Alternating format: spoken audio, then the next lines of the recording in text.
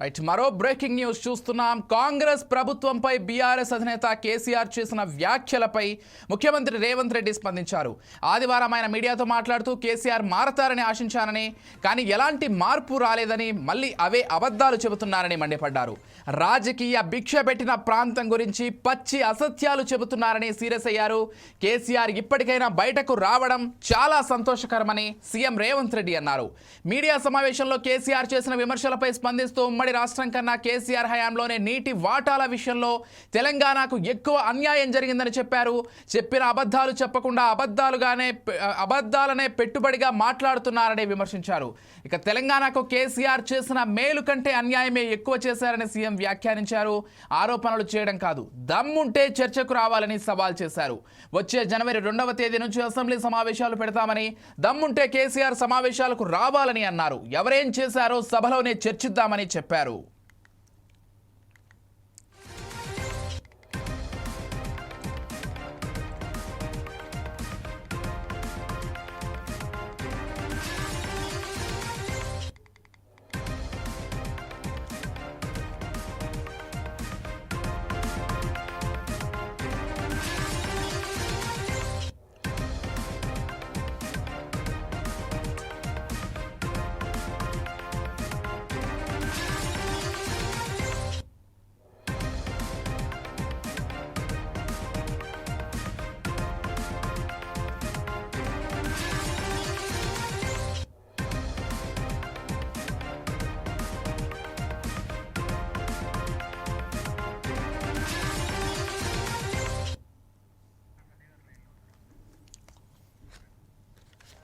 Right, ఇక కాంగ్రెస్ ప్రభుత్వంపై BRS అధినేత కేసీఆర్ చేసినటువంటి వ్యాఖ్యలకు సంబంధించి ముఖ్యమంత్రి రేవంత్ రెడ్డి స్ట్రాంగ్ కౌంటర్ ఇచ్చారని చెప్పుకోవాలి. ఇదే అంశానికి సంబంధించి మరింత సమాచారం అందించడానికి, ఈ అంశానికి సంబంధించి వారి పార్టీ తరపున మాట్లాడడానికి ప్రముఖ కాంగ్రెస్ నాయకురాలు సంధ్య గారు సిద్ధంగా ఉన్నారు. వారిని అడిగి అసలు ఏం జరుగుతోందో రాజకీయాలు తెలుసుకునేటువంటి ప్రయత్నం చేద్దాం. సంధ్య గారు, నమస్తే అండి. నమస్తే అండి. నమస్తే. ఎస్, అంటే కేసీఆర్ చాలా రోజుల తర్వాత బయటకు వచ్చారు. రావడంతోనే కాంగ్రెస్ ప్రభుత్వం పైన కావచ్చు, 2 ఏళ్ల పాలనకు సంబంధించి కావచ్చు, చాలా పెద్ద ఎత్తున విమర్శలు చేశారు. వెంటనే రేవంత్ రెడ్డి గారు కూడా తిప్పికొట్టారు వాటిని. కాకపోతే అంటే కేసీఆర్ 2 రోజుల తర్వాత బయటికి రావడం, ఆయన మాట్లాడినటువంటి మాటలకు సంబంధించి మీ రియాక్షన్ ఏంటి? ఒకటండి, ఆయన వస్తేంది ఒరిగిపోతుంది అండి. ఎవరికి ఒరిగిపోయేది? ఆయన వస్తే ఇప్పుడు కార్యకర్తలలో ఉత్సాహం వచ్చిందేమో. బీఆర్ఎస్ కార్యకర్తలు, తెలంగాణ ప్రజలకు ఏం ఉత్సాహం ఏం రాలేదు. ముందు గజ్వేల్ ప్రజలకు క్షమాపణ చెప్పాలి. ఎందుకంటే గజ్వేల్ నియోజకవర్గం నుంచి ఎమ్మెల్యేగా గెలిచి ప్రతిపక్ష నేతగా ఉన్నారు కాబట్టి ఒక్కసారి కూడా నియోజకవర్గాన్ని రాని ఎమ్మెల్యే కానీ ప్రతిపక్ష నాయుడు గారు ఎవరు అంటే కేసీఆర్ గారు అని చెప్తారు. 2 సంవత్సరాలు జీతం తీసుకున్నారు. ఇప్పటి వరకు కూడా ప్రజలను పట్టించుకోలేదు. వాళ్ళు ఇక కాంగ్రెస్ గురించి ఏం మాట్లాడతారండి వాళ్ళు? ఆయన తోలు తీస్తా అంటుండు. ఎవరు తోలు తీస్తారండి? తెలంగాణ ప్రజలు కేసీఆర్ తోలు తీసిరు. ఎప్పుడో తోలు తీసే ఫామ్ హౌస్ లో పడుకోబెట్టిరు. మా తోలు తీయడానికి ఏముంది? నువ్వు అంటే ఒకేళ్ళు మమ్మల్ని చూపిస్తే 4 ఏళ్ళు నేను చూపించట్లేదా మిమ్మల్ని? ఆయన వస్తున్నది ఎవరి కోసం వస్తున్నావు? ఒక లీడర్ అనే వ్యక్తి ఓడిపోయిన ప్రజలలో ఉన్నటువంటి లీడర్. ఓడిపోతే ఫామ్ హౌస్ లో వండుకునే వ్యక్తి లీడర్ కాదు. లీడర్ కానప్పుడు కేసీఆర్ గారు ఒక ఉద్యమకారుడు, మేము కాదను, 100% తెలంగాణ ఉద్యమకారుడు. ఆయనతో పాటు అనేక మంది ఉద్యమకారులు ఉద్యమం చేస్తున్న తెలంగాణ వచ్చింది. ఆయన ఒక్కడే సాగునట్లు తలకాయ ఏం పెట్టలే. 1200 మంది విద్యార్థులు చనిపోతే తెలంగాణ ఆ పిల్లల పేరు చెప్పుకొని ఇవాళ శవాల మీద పేలాలు ఏర్పొందిన వ్యక్తులు కేసీఆర్ కుటుంబం. ఇవాళ ఆడబిడ్డకే గౌరవమైన వ్యక్తి ఆయన 2500 గురించి మాట్లాడుతున్నారు. ఆడబిడ్డ, మీ ఇంటి ఆడబిడ్డ అంత గొడవలు పెట్టుకొని, అంత కొట్లాటలు పెట్టుకొని, అంత చేస్తుంటే, మీ గురించి అంత చర్చా సమావేశాలు పెడుతుంటే, బిడ్డని అదుపులో చేయలేని వ్యక్తివి నువ్వు. ఏట్లో రాయి తిను, గూట్లో రాయి తిను, ఏట్లో రాయి తీస్తా అంటావు. నీ సామర్థ్యమే కదా, మరి అది నీకే వర్తిస్తుందని కేసీఆర్ గారిని నేను అడుగుతున్నా. ఎందుకంటే అంటే సంధ్య గారు ఒక విషయం అండి, నిన్న కేసీఆర్ గారు మాట్లాడితే ఏం చెప్పారంటే, నేను ఇలా బయటికి రాగానే ప్రజలందరూ కూడా బ్రహ్మరథం పట్టారు, అసలు కాంగ్రెస్ పాలనతో ఎవ్వరూ కూడా ఆనందంగా లేరు, నేను వాళ్ళ మొహాలు చూసే చెప్పేయగలను అని చెప్తున్నారు. ఆయన ఏం చెప్తారు దానికి? అవునండి, మిమ్మల్ని ఫామ్ హౌస్ లో వండుకోమని ఎవరు చెప్పారు? కాంగ్రెస్ నాయకులు చెప్పలే, తెలంగాణ ప్రజలు చెప్పారు. బయటకు వచ్చిరు. మేము కూడా సంతోషిస్తాం, మేము కూడా స్వాగతిస్తున్నామండి. రండి అని చెప్తున్నాము. మేము కూడా కేసీఆర్ గారు వస్తే మేము కూడా నమస్తే పెడతాం, బాగున్నారా సార్ అంటాం. మంచిగా మాకు కూడా ఇష్టమే కేసీఆర్ గారు బయటికి రావడం. మాకు ఒకే ఒక ఆనందం ఏముందంటే అసెంబ్లీకి రావాలి, రేవంత్ రెడ్డి గారి ముందర కూర్చోవాలి, రేవంత్ రెడ్డి గారిని చూస్తూ రేవంత్ అన్న మాట్లాడే మాటలని కేసీఆర్ గారు వినాలి, అది మా కళ్ళతో చూడాలనేది మా కాంగ్రెస్ కార్యకర్తలు అవును. తెలంగాణ కానీ సంధ్య గారు పదే కేసీఆర్ గారు కావచ్చు, ఆ పార్టీలోని ముఖ్య నాయకులు అందరూ కావచ్చు, చంద్రబాబు శిష్యుడు రేవంత్ రెడ్డి అనేటువంటి విషయాన్ని పదే చెప్తున్నారు. నిన్న కేసీఆర్ గారి స్పీచ్ లో కూడా అదే విషయాన్ని మళ్ళీ ప్రస్తావించే ప్రయత్నం చేశారు. మరి కేసీఆర్ ఎవరు శిష్యుడు అండి? కేసీఆర్ ఎవరు శిష్యుడు? ఏ పార్టీలోకి వెళ్ళి వచ్చిండు? తెలంగాణ ఇచ్చిన తర్వాత ఎవరి కాళ్ళ మీద పడ్డాడండి? ఎవరి కాళ్ళ మీద? సోనియా గాంధీ గారి కాళ్ళ మీద పడలేదా? ఈయన చంద్రబాబు నాయుడు అంటే ఈయన టీడీపీలో లేడా అండి? ఈయన కూడా ఉన్నారు కదా, మరి కాదు, మంత్రి పదవులు అనుభవించారు. నేను అనేది అదే. మరి పాస్పోర్ట్ల బ్రోకర్ ఎప్పుడు జరిగింది? అది ఏ అమాయంలో జరిగింది? పాస్పోర్ట్ దండ ఎట్లా జరిగింది? వీళ్ళు రేవంత్ రెడ్డి గారు ఉన్నారు అంటే మరి నువ్వు లేవా కేసీఆర్? అట్లాగా సంధ్య గారు ఇప్పుడు వాళ్ళైతే ఒకటే చెప్తున్నారు, ఇప్పటి వరకు ఒక లెక్క, ఇప్పుడు కేసీఆర్ గారు బయటికి వచ్చారు, ఇప్పటి నుంచి ఒక లెక్క ఉంటుంది, తెలంగాణ ఉద్యమంలో ఏ విధంగా పోరాడామో ఇప్పటి నుంచి అదే విధంగా పోరాడతామని బీఆర్ఎస్ వాళ్ళు గట్టిగా చెప్తున్నారు. నేను కేసీఆర్ కూడా అదే చెప్పారు. తెలంగాణ ప్రజలు కూడా ఇంతకుముందు ఒక లెక్క, ఇప్పుడు ఒక లెక్క, రండి అని అడుగుతున్నారు.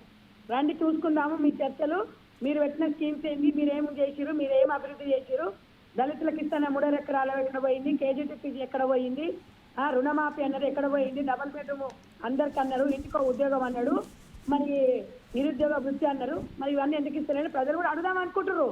ఫామ్ హౌస్ పోతే పోలీసు వాళ్ళని పెట్టి రాణిస్తలేరు కదా, ప్రజల కొత్త అడుగుతా అంటారు. రమ్మనండి, వాటి తెలుస్తుంది. మేము అసలు వస్తారంటారు ఎప్పటికైనా? అంటే గతంలో ఆయన వచ్చినప్పుడు కూడా కేసీఆర్ ఇప్పటి నుంచి బయట వస్తారు, అన్ని సభలు పెడతారు, ఇప్పటి నుంచి ప్రజల మధ్యలో ఉంటారని చెప్పారు. మళ్ళీ ఆల్మోస్ట్ 1 year అయిపోయింది వారు ప్రగతి భవన్కి వచ్చి లేకపోతే తెలంగాణ భవన్కి వచ్చి పెట్టి. ఇప్పుడు మళ్ళీ వచ్చే అవకాశం ఉందా? అంటే ఇప్పుడైనా వాళ్ళు వచ్చే అవకాశం ఉందా? చెప్పండి అండి, ఆయన వస్తేంది ఒరిగిపోతే మాకేం చెప్పండి. మేము తెలంగాణ ప్రజలు మాకు ఓటేసిండ్రు, తెలంగాణ ప్రజలకు మేము జవాబుదారీ. మా కేసీఆర్ తో ఏమవసరం అండి? కేసీఆర్ తోనే ఏమవసరం? కేసీఆర్ బీఆర్ఎస్ పార్టీతో మాకు ఏం సంబంధం చెప్పండి? కానీ ఆయన కూడా 10 సంవత్సరాలు తెలంగాణ ముఖ్యమంత్రిగా పనిచేశారు, ఒక ప్రతిపక్ష నాయకుడిగా ఉన్నారు. మేమేం చెప్పాను సార్, స్వాగతిస్తున్నామని చెప్తున్నా. మరి ఆయన వస్తాడా రాడనేది మాకేం సంబంధం సార్? మాకేమైనా చెప్పు అనుకున్నా సమాజంలో కొన్ని రమ్మని డిమాండ్ చేస్తారా? ఏంటి రమ్మని డిమాండ్ అయినా చేస్తారు ప్రతిపక్ష నేతగా ఆయన బాధ్యతను చేయమని? స్వాగతిస్తున్నాం బాబు, ఆ రోజు నుంచి ఈ రోజు వరకు చెప్తున్నాం, ఇప్పుడు కూడా చెప్తున్నాం, వెల్కమ్ అని చెప్తున్నాము. ఒక పెద్ద మనిషిగా ఆయనకు ఉండే గౌరవం ఆయనకే ఉంటుంది 100%. రైట్.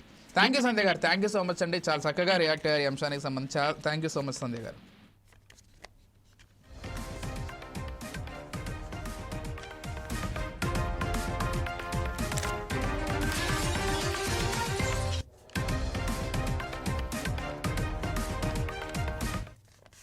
ఇటు కాంగ్రెస్ ప్రభుత్వంపై బీఆర్ఎస్ అధినేత కేసీఆర్ చేసిన వ్యాఖ్యలపై ముఖ్యమంత్రి రేవంత్ రెడ్డి స్పందించారు.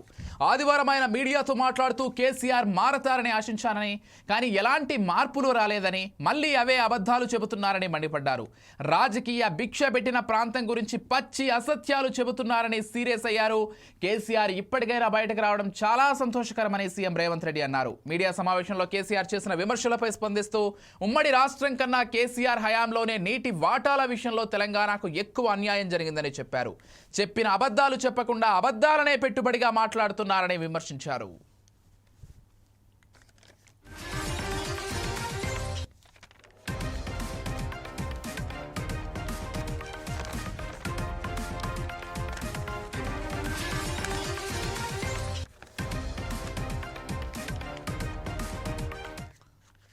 రైట్. ఇక ఇదే అంశానికి సంబంధించి ఆ పార్టీ తరపున రియాక్ట్ అవ్వడానికి బీఆర్ఎస్ నాయకులు రామ్మూర్తి గారు సిద్ధంగా ఉన్నారు. వారిని అడిగి అసలు ఏం జరుగుతుందో అంతర్గతంగా కావచ్చు, నిన్న కేసీఆర్ గారు బయటకు వచ్చి మాట్లాడిన తర్వాత పార్టీ శ్రేణుల్లో ఎలాంటి ఉత్సాహం ఉంది, ఈ విషయాలు తెలుసుకునేటువంటి ప్రయత్నం చేద్దాం. రామ్మూర్తి గారు నమస్కారం అండి. నమస్కారం అండి. సో మొత్తానికి మీ పార్టీ అధినేత బయటకు వచ్చారు. గత 10 ఏళ్ల పాటు ముఖ్యమంత్రిగా ఆయన వ్యవహరించిన తర్వాత ప్రతిపక్షంలో కూడా అంత యాక్టివ్గా ఉంటారు, చక్కటి సలహాలు ఇస్తారని అందరూ భావించారు. కాకపోతే ఆయన కొంత ఫామ్ హౌస్కే పరిమితం అవ్వడం మీ అందరికీ కూడా తెలిసిన విషయమే, ఎవరు కూడా కాదనలేరు. సరే, కేటీఆర్ గారు, హరీష్ రావు గారు వీరంతా కూడా పార్టీ బాధ్యతలు చూస్తున్నారు, కొంత ముందుకు వెళ్తున్నారు. కానీ కేసీఆర్ గారు వ్యక్తిగతంగా రావాలని అటు తెలంగాణ ప్రజలు కోరుకున్నారు, మీ పార్టీ కార్యకర్తలు మీరంతా కూడా బలంగా కోరుకున్నారు. ఇప్పుడు కేసీఆర్ గారు వచ్చారు, ఇప్పటి నుంచి ఉద్యమం మళ్ళీ మొదలవుతుంది.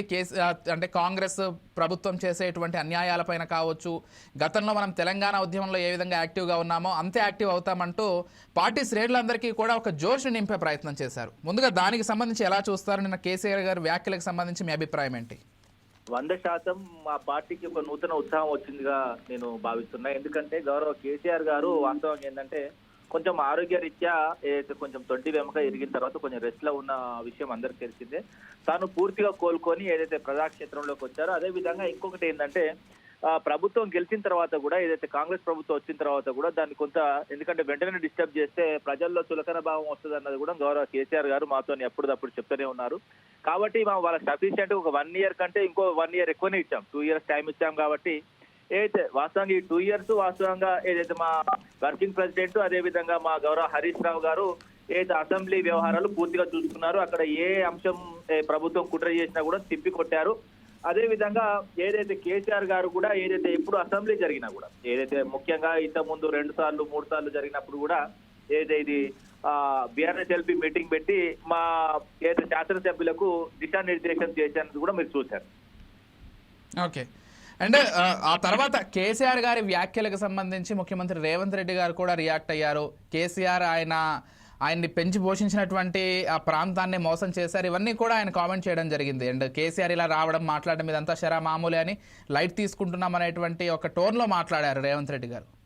ఏం చెప్తారు ఆ పార్టీ నాయకుల విషయానికి సంబంధించి? కాదండి, పెంచి పోషించిన ప్రాంతాన్ని ఎవరు అన్యాయం చేసిండ్రు? అసలు ఇంకోటి ఏంటంటే కాంగ్రెస్ పార్టీ ఎప్పుడైనా తెలంగాణకు అన్యాయం చేసిందన్నది అందరికీ తెలుసు. ఇప్పుడు కొత్తగా ఎవరు కూడా ఎవరికి చెప్పనవుతుంది. ఎందుకంటే దశాబ్దాలుగా ఏదైతే అణచబడ్డ తెలంగాణ ఏ విధంగా గౌరవ కేసీఆర్ గారు ఏదైతే కృషితోని తెలంగాణ వచ్చిన తర్వాత తెలంగాణకు రావాల్సిన హక్కుగా వాడరాడు గోదావరిలో కానీ ఇటు కృష్ణాలో కానీ దాదాపుగా మేము వాడుకోనికి ప్రయత్నం చేశాం. ఎందుకంటే మేము వచ్చిన తర్వాత కూడా మేము రాకముందు కూడా 2014కు ముందు ఏ విధంగా ఉండే, 2014 తర్వాత ఏ విధంగా సాగునీరు ఏ విధంగా పెరిగింది, అదే విధంగా పంట సాగు ఏ విధంగా అయిందన్నది మనం కులకూచంగా చూసుకోవచ్చు. ఎందుకంటే కాళేశ్వరం కట్టిన తర్వాత కూడా 40 లక్షల ఎకరాలకు మేము వాస్తవంగా నీటిని అందించాం. అదే విధంగా ప్రాజెక్టులు కూడా ఏదైతే ఎస్ఆర్ఎస్పీ తర్వాత 2014కు ముందు ఒక్క ప్రాజెక్ట్ కూడా లేదండి గోదావరిలో. వీళ్ళు ఎందుకంటే ఇంత ఘోరమైన అన్యాయం చేసింది. కట్టామని చెప్తున్నారు, వాళ్ళేమో కాంట్రాక్టర్లకు అమ్ముడుపోయి 1000 కోట్లు దండుకున్నారు ఆ కుటుంబం అని చెప్తున్నారు. ఇప్పుడు మా మీద వచ్చిన ఆరోపణలు అభివృద్ధి చేసిన ఆరోపణలు అండి ఓపెన్ గా మాట్లాడితే. కానీ వాళ్ళ మీద వచ్చిన ఆరోపణలు ఏంటిదండి? ఇప్పుడు 5 అన్నదమ్ములు కానీ ఈయన వ్యవహారం కానీ మొన్నటికి మొన్న 5 లక్షల కోట్లు కానీ అదే విధంగా వాస్తవాలు ఏంటంటే ఇప్పుడు లగచర్ల అదే విధంగా పోలపల్లి భూముల వ్యవహారంలో కానీ అక్కడ ఏదైతే ఎస్సీ ఎస్టీలను కూడా ఛాతీల మీద కాళ్ళు తొక్కింది కూడా చూసాం. అదే విధంగా ఏదైతే వాస్తవంగా వీళ్ళు వచ్చినప్పటి నుంచి అరాచకం ఏ విధంగా నడుస్తుంది, రియల్ ఎస్టేట్ ఆత్మహత్యలు నడుస్తున్నాయి, హత్యలు నడుస్తున్నాయి రోడ్ల మీద. అదే విధంగా ఎక్కడ పడితే అక్కడ కష్ట పొడుచుకొని చేస్తున్నారు. ఒక హోంమంత్రి లేడు. అదే విధంగా ఏ మంత్రి వర్గంలో ఆయనకి తెలియదు. సొంత మంత్రి వర్గం మంత్రిత్వ శాఖను కూడా మర్చిపోయి నేను వేరే మంత్రి అని చెప్పుకునే పరిస్థితి బగ్గ దాగి తిరుగుతున్నారండి ఎక్కడికక్కడ. ఇంకోటి ఏంటంటే వీళ్ళు కూడా ఏదైతే వాళ్ళ సొంత పార్టీ ఎమ్మెల్యేలే ఒక మంత్రి వస్తుంటే 30% గాడు వస్తున్నాడని క్లియర్ గా చెప్పడం జరుగుతుంది. ఆ విధంగా రాష్ట్రాన్ని దోపిడీ చేసుకుంటే దొంగలు వీళ్ళ.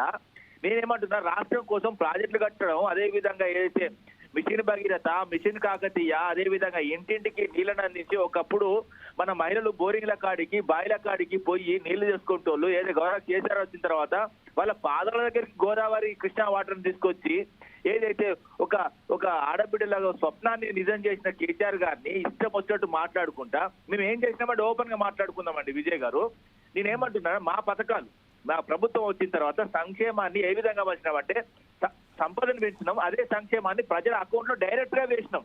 ఇప్పుడు ఏదైనా కళ్యాణ లక్ష్మి కానీ పెన్షన్ కానీ ఇంకా ఏదైనా కానీ డైరెక్ట్ లబ్ధిదారుల అకౌంట్ లో వేరే తప్ప ఎవరికి దగ్గర కూడా పోలేదండి. ఇంకో విషయం ఏంటంటే ఓన్లీ కాళేశ్వరం విషయంలో వీళ్ళు అనాదిగా ప్రచారం చేసుకుంటూ వచ్చారు. కాళేశ్వరం కూడా వాస్తవంగా ఏంటంటే 94,000 కోట్లు మాత్రమే మేము లోన్ తీసుకురావడం జరిగింది. అది కూడా అది కూడా కేంద్ర ప్రభుత్వ సంస్థ అయిన రూరల్ ఎలక్ట్రిఫికేషన్ కార్పొరేషన్ నుంచి. అది కూడా అందులో 80,000 కోట్లే ఖర్చు పెట్టాం. అది కూడా ఎల్ఎన్టీ అండ్ ఏదైతే మెగా కంపెనీకి ఇవ్వడం జరిగింది. ఆ రెండు కంపెనీలు ఎక్కడ కూడా లంచం ఇచ్చే కంపెనీలు కాదు. ఈ కాంగ్రెస్ ప్రభుత్వం ఇప్పుడు మేజర్ గా 3 రాష్ట్రాల్లో ఉంది కదా, అయితే హిమాచల్ ప్రదేశ్, అదేవిధంగా కర్ణాటక, అదేవిధంగా తెలంగాణ. ఇప్పుడు వాళ్ళతో కాంట్రాక్ట్ చేస్తున్నారు. మరి వాళ్ళు ఇస్తున్నారు వీళ్ళకు? ఎవరు ఇచ్చినా కూడా ఒకవేళ ఎల్ఎన్టీ కానీ లేకపోతే మెగా కంపెనీ కానీ ఒక పర్సెంటేజ్ ఇస్తే 1-2% అక్కడ ఉన్న లోకల్ ఒకవేళ సబ్ ఇస్తారు. సబ్బు కూడా ఇవ్వలేదండి. ఇప్పుడు వాళ్ళు ఏదైతే వాస్తవం ఏంటంటే కేంద్ర ప్రభుత్వ సంస్థ ఆర్ఈసీ కార్పొరేషన్ కూడా దాని మీద విజిలెన్స్ కమిటీ వేసింది. విజిలెన్స్ కమిటీ కూడా ఏ సర్టిఫికేట్ ఇచ్చింది? ఒక్క పైసా కూడా అవినీతి జరగలేదని. కానీ వీళ్ళు రాజకీయంగా కేసీఆర్ గారిని బదనాం చేయాలని ఓట్లు వచ్చినప్పుడే వస్తాయండి ఇవన్నీ మాటలు. మళ్ళీ ఓట్లు అయిపోగానే ఇవేముండవు. ఓట్లు వచ్చినప్పుడే కేసీఆర్ అవినీతి పరుడు, కేటీఆర్ అనేది అవినీతి పరుడు, అదేవిధంగా హరీష్ రావు వచ్చేసిండు. ఏం చేసిందండి హరీష్ రావు? మరొక విషయం కూడా రామ్మూర్తి గారు, ప్రధానంగా ముఖ్యమంత్రి గారు చేసినటువంటి కామెంట్ ఏంటంటే కొడుకు కేటీఆర్ అదేవిధంగా అల్లుడు హరీష్ రావు, అంటే కొడుకు అల్లుళ్ళ మధ్య గొడవలు ఎక్కువ అయ్యాయి కుర్చీ కోసం, ఈ నేపథ్యంలోనే కేసీఆర్ బయటకు రావాల్సి వచ్చింది, లేకపోతే ఆయన ఫామ్ హౌస్లోనే ఉండేవాడనేటువంటి కామెంట్ చేశారు. ఇది చాలా పెద్ద ఎత్తున వైరల్ అవుతోంది కూడా ముఖ్యమంత్రి చేసినటువంటి కామెంట్. ఏం చెప్తారు మీ పార్టీ తరఫున? అందరూ వీళ్ళ కుటుంబం లాగా ఉండరండి. ఇప్పుడు వీళ్ళు 5 అన్నదమ్ములు, వీళ్ళు ఏ విధంగా కొట్టుకుంటారు? మొన్న వాళ్ళ సొంత బ్రదర్ ఇంట్లో పెళ్లి అయితే పోలే. ఇంకోటి ఏంటంటే మనవని కోసం, ఆయన మనవని ఆశ కోసం, మనవని ఫుట్బాల్ కోసం 100 కోట్లు ప్రజాధనాన్ని దుర్వినియోగం చేసినాడు. అదే విధంగా అందాల పోటీని తీసుకొచ్చి విశ్వసుందరి మనలను తీసుకొచ్చి దాదాపు ఎక్కడ పడితే అక్కడ చేతులేసి అవమానపరిచినోడు. దేశవ్యాప్తంగా తెలంగాణ ఇజ్జత్మానం మొత్తం ప్రపంచ వ్యాప్తంగా తీసినోడు. ఇంకోటి ఏంటంటే వీళ్ళే చెప్తారండి క్రమశిక్షణ అండి వీళ్ళ పార్టీ. గాంధీ భవన్ సాక్షి గప్ప గుద్దుకునే పార్టీ. 4 రోజులు కూడా కుర్చీలు కుట్లాట, ఇప్పటి కుర్చీ కొట్లాటలు, అదే విధంగా పిడిగుద్దుల పార్టీ. మా పార్టీ క్రమశిక్షణ కలిగిన పార్టీ. మా పార్టీలో ఎలాంటి క్రమశిక్షణ దాటి కూడా కొడుకైనా కూతురైనా ఎవరైనా ఒకటే అన్నది కవిత అంశంలో కనబడుతుందండి. ఇప్పుడు మేము ఒక పద్ధతిగా నడుస్తున్నాం, తెలంగాణ బాగు కోసం ఆలోచిస్తున్నాం. 9.5 ఏళ్ళు మా పాలన చూడండి, అదే విధంగా 2 సంవత్సరాల వీళ్ళ పాలన చూడండి. మేము తీసుకొచ్చిన అప్పుకు ప్రతి లెక్క చెప్తామండి. మేము కలెక్టరేట్ కట్టాం జిల్లాకు, అదే విధంగా మెడికల్ కాలేజీలు కట్టాం జిల్లాకు, అదే విధంగా ఏదైతే మిషన్ భగీరథ అని ఇంటికి నలాలు తీసుకొచ్చినాం. ఈ విధంగా మేము తీసుకొచ్చిన 3,50,000 కోట్లకు ప్రతిదీ లెక్క చెప్తా. కానీ ఇప్పుడు రాష్ట్ర ప్రభుత్వం చేస్తున్న అప్పు ఎంత అండి? ఇప్పుడు 2 సంవత్సరాలుగా దాదాపు 5 లక్షల కోట్లు చేసింది అప్పు. అదే విధంగా వచ్చిన ఆదాయం కూడా నెలకు 18,500 కోట్లు అయితే 2 సంవత్సరాలకు 4,40,000 కోట్లు. ఇవి రెండు కలిపితే వాస్తవంగా చెప్పాలంటే ఒక 9,10 లక్షల కోట్ల దాకా రాష్ట్ర ఆదాయం ప్లస్ అప్పు తీసుకొచ్చింది. ఏం చేసిందండి?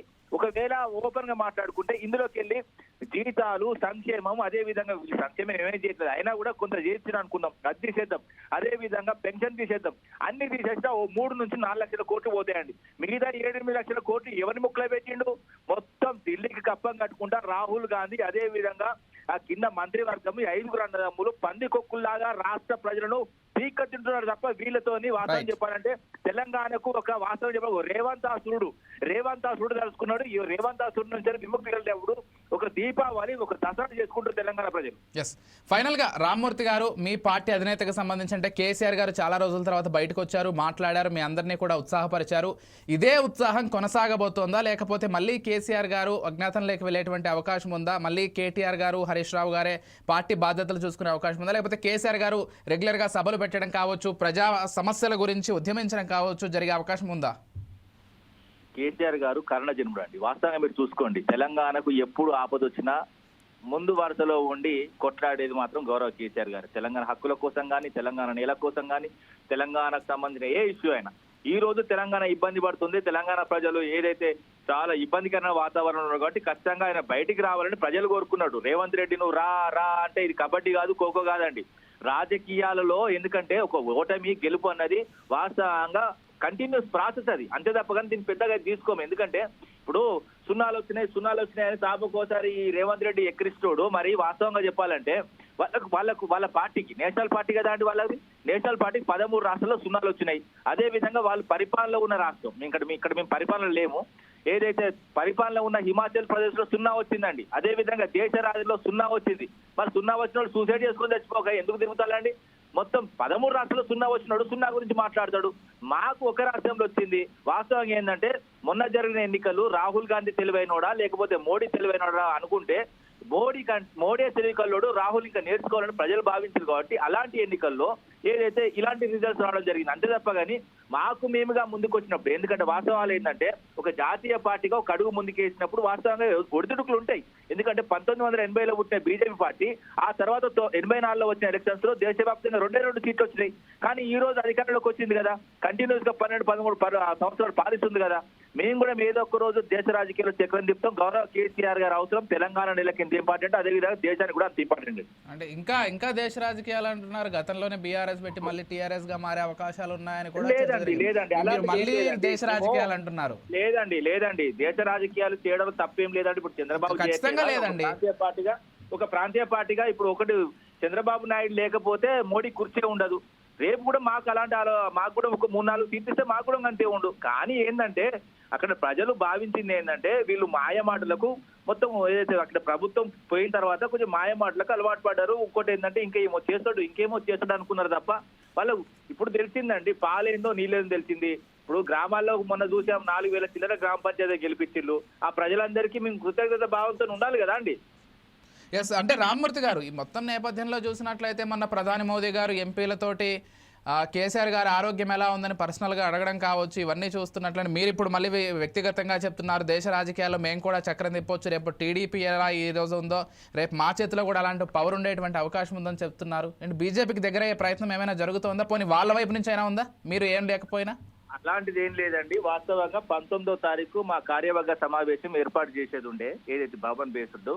కానీ ఏంటంటే 19వ తారీఖు ఇంకా పార్లమెంట్ సమావేశాలు నడుస్తున్నాయి కాబట్టి ఆ రోజు చివరి తేదీ కాబట్టి మేము 21వ తేదీకి కుదించడం జరిగింది. 21వ తారీఖు అనుకున్నప్పుడు 19వ తారీఖు ఏదైతే పార్లమెంటు ముగించుకొని వస్తున్న ఏదైతే మన రాజ్యసభ సభ్యులకు ఏదో మోడీ తారసపడి కేసీఆర్ గారు ఎలా ఉన్నారని వాకప్ చేయడం జరిగింది. అంతే తప్ప ఇది ఒక ప్రాసెస్ లో అయిందే తప్ప ఇది వాస్తవంగా ఏంటంటే వేరే విధంగా కాదండి. ఇంకోటి ఏంటంటే మనం పొత్తు పెట్టుకోవాలనుకో బాజాప్తుగా పెట్టుకుంటామండి. మాకు ఎవరితో పొత్తు అవసరం లేదు. తెలంగాణ కోసం గొంగలి పురులైనా కౌలించుకున్నామన్నా అప్పుడు గొంగలి పురులను కూడా కౌలించుకుని తెలంగాణ సాధించుకున్నాం. కానీ బంగారు తెలంగాణ కోసం మా పార్టీ ఒకటి చాలు. ఎందుకంటే మేము ఇంట గెలిచి రచ్చ గెలవాలనుకున్నాం. ఖచ్చితంగా ఇంట గెలిచినాం, రేపు రచ్చగులా గెలుస్తాం. ఏంటంటే ఈ రోజు అధికారం పోవచ్చు, ఎందుకంటే అధికారం అన్నది ఎవరికి శాశ్వతం కాదు. ఇప్పుడు కాంగ్రెస్ పార్టీ విర్రవీగుతుంది కదా, ఎన్ని రాష్ట్రాల్లో ఉన్నది? 3 రాష్ట్రాల్లో ఉన్నది. అదే విధంగా దేశంలో కూడా ఒక బీజేపీ పార్టీ ఎంతవరకు పోవాలో అంతవరకు పోయింది. దాని తర్వాత ఇంకేడిపోద్దండి. ఇప్పుడు ఎవరైనా కూడా ఒక ఎత్తు ఎక్కినప్పుడు మళ్ళీ ఒక దిగడం ఖచ్చితంగా ఉంటది. ఒక కంటిన్యూస్ ప్రాసెస్ లో మాకు కూడా ఒక రాజకీయ పార్టీగా ఒడిదుడుకులు ఎదుర్కొంటాం, అన్ని విధాలుగా ఎదుర్కొంటాం. మా కుటుంబ సమస్యలు మాకుంటే ఎందుకంటే ఉండేయండి. ప్రతి ఇంట్లో ఇంటింటికి మట్టిపోయి అన్నట్టు దేవుళ్ళుగా ఉంటే మనుషులకే తప్పలేదండి దేశంలో.